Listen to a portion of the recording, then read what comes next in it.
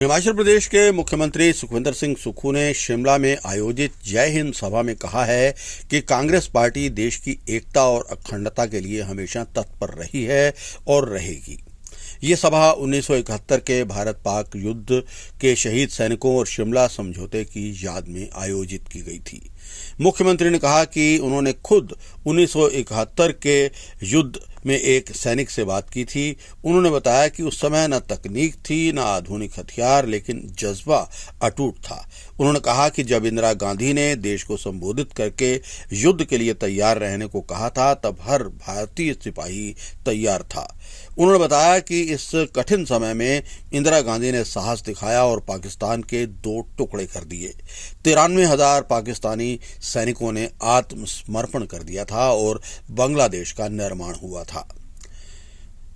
सुखविंदर सिंह सुक्खू ने कहा कि शिमला समझौते की नींव भी यहीं रखी गई थी, जिसे आज याद किया जा रहा है। इस ऐतिहासिक समझौते का सम्मान करना देश की गरिमा को बनाए रखने जैसा है। राज्यसभा सांसद और हिमाचल कांग्रेस प्रभारी रजनी पाटिल ने इस अवसर पर कहा कि कांग्रेस ने ऐसे हालात में केंद्र सरकार का साथ दिया है। हम सेना के साथ हैं।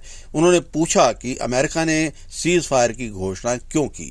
उन्होंने इस पूरे मामले में शिमला समझौते की अस्मिता को बचाए रखने पर जोर दिया। राज्यसभा सांसद अजय माकन ने भी इस अवसर पर अपने विचार रखे। अखिल भारतीय कांग्रेस कमेटी के दिशा निर्देश अनुसार सभी देश के सभी प्रांतों में 30 तारीख और के भीतर जय हिंद सभा का आयोजन किया जाना था।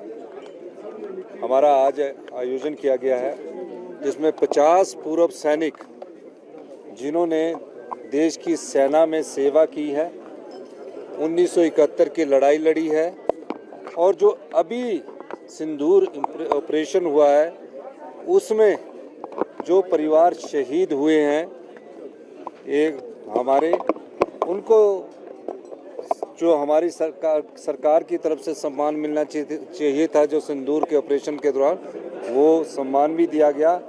और जय हिंद सभा का आयोजन इस दिशा से किया गया, इस दृष्टिकोण से किया गया कि जो शिमला समझौता था वो साथ लगते एडवांस स्टडी में ही किया गया था। शिमला समझौता के तहत किस तरह श्रीमती इंदिरा गांधी जी ने, जब पाकिस्तान उनके सामने गिड़गिड़ा रहा था, पाकिस्तान के 2 टुकड़े कर दिए थे, पूर्वी पाकिस्तान के रूप में बांग्लादेश के नए देश ने जन्म लिया, उस समझौते की शर्तों को जिस तरह पाकिस्तान की सरकार ने कहा है कि हम इस पर आगे अमल नहीं करेंगे, हमारी जय हिंद सभा उन वीरों को नमन करती है जिन्होंने पाकिस्तान के 2 टुकड़े किए थे और जो सेना ने पराक्रम हमारा तीनों सेनाओं ने दिखाया, उसके लिए आज जनसभा का आयोजन, जय हिंद जनसभा का आयोजन किया गया था। तो सर, आप कह रहे दूसरी तरफ बीजेपी राजनीति कर रही थी। नहीं, देखो, राजनीतिक दृष्टिकोण से हमारा काम देश की एकता और अखंडता को बनाए रखने के लिए राजनीति करना नहीं है।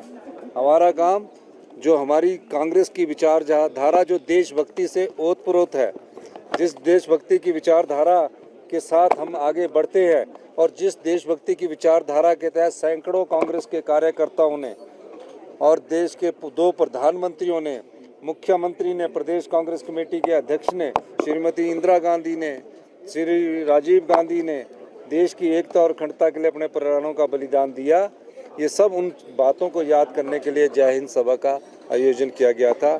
बहुत बहुत धन्यवाद।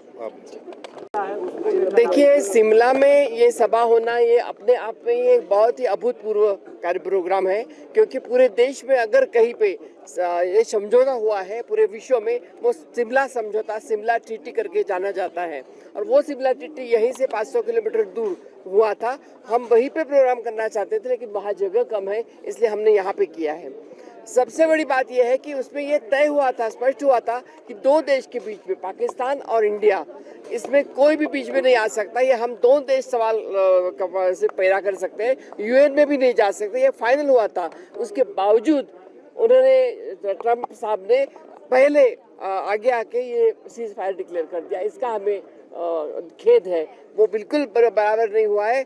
जो शिमला समझौता है उसके विपरीत हुआ है ये। और 2 दिन बाद में जैसे ही सीज फायर हुआ उसके 2 दिन बाद में सो मोटो पाकिस्तान ने शिमला समझौते को खारिज कर दिया है। इसके लिए भी हम सवाल पूछना चाहते हैं कि अब देश में कोई पूछेगा नहीं उनको, विश्व में कोई पूछेगा नहीं उनको आपने ऐसे कैसे किया।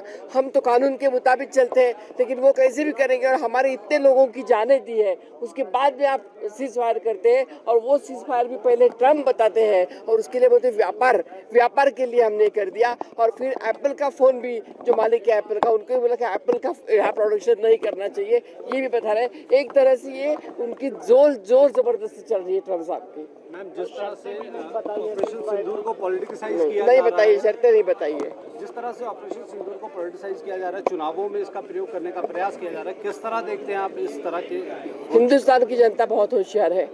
जैसे अभी हमारे लीडर्स ने बताया, सीएम साहब ने बताया, इसके पहले भी हमारे यहाँ सर्जिकल स्ट्राइक हुए थे। और सर्जिकल स्ट्राइक होने के बाद में हमने कभी तिरंगा यात्रा निकाली नहीं कांग्रेस ने। लेकिन जिस पार्टी ने 50 साल में अपने कार्यालय पे ध्वज भी नहीं फहराया हमारा जो इसका देश का, उस पे उनको अभी तिरंगा यात्रा निकालने का नौबत आती है। इसमें आप समझ लीजिएगा क्या हुआ है। Thank you. चलिए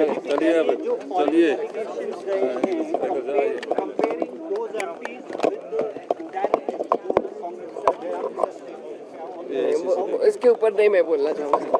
नहीं, AICC देखिए, स्पोक्सपर्सन।